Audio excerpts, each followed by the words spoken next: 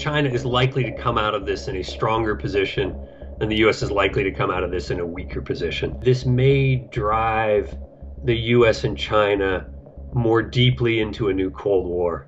The coronavirus pandemic is changing far more than just the way we live. It is also changing the global balance of power. While the rest of the world is still in crisis, China has already controlled its outbreak, or so it says, and appears to be on the road to recovery.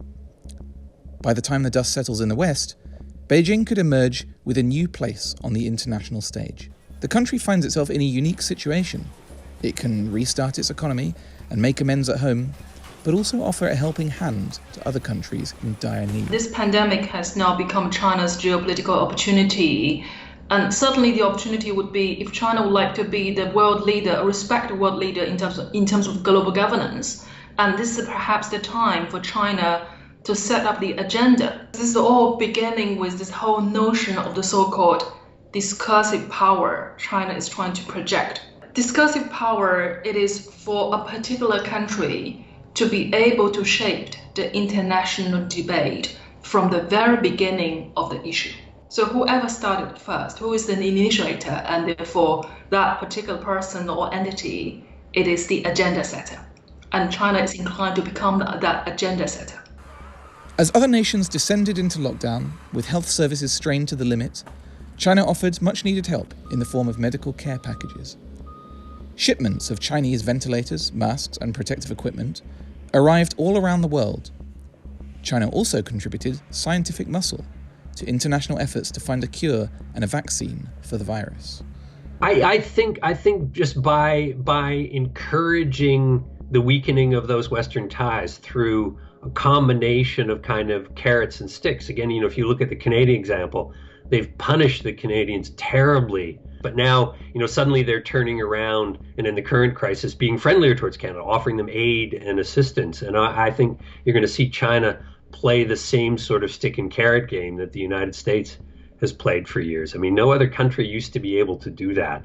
And China now has both the capacity and it seems increasingly the vision to start to play the international game in that way. China's sort of incredibly prominent position is one where it isn't really able to do what it could, because while its economy makes great sense, politically, of course, it really isn't persuasive to the outside world. And I think China knows that. And I don't think it would serve its purposes to look like it had the upper hand, because that looks too designed.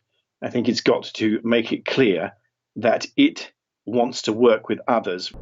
Meanwhile, the United States maintained its America First approach. Donald Trump announced a ban on international flights from Europe without any advance warning to European officials. He's also insisted on referring to COVID-19 as the Chinese virus, in an attempt to focus blame for the outbreak on the Chinese government. By announcing some important developments in our war against the Chinese virus. The international cooperation has not been, at the moment, particularly great.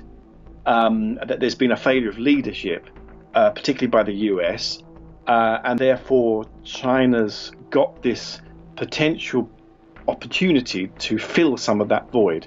I mean, for one thing, the US reputation for competence in a crisis has been totally shattered. Secondly, you just have, within the Western alliance, further fragmentation. I think the Chinese are eager to take advantage of the weakening in the Western alliance, and that will be to the benefit of China going forward. I think there's no question about that. This could lead to deeper cooperation and sense prevailing, or it could be the big divide. And at the moment, we are standing just, on the crossroads, looking in either direction. And a lot of it does depend on how China behaves. It's going to be in the leadership, in some ways, in shaping which of those kind of paths we go along. What I worry is not so much that China is somehow going to overtake the United States suddenly. U.S. has still too many intrinsic strengths, but that we are moving very rapidly from a period of fairly good U.S.-Chinese cooperation really into a period of a much more conflictual relationship.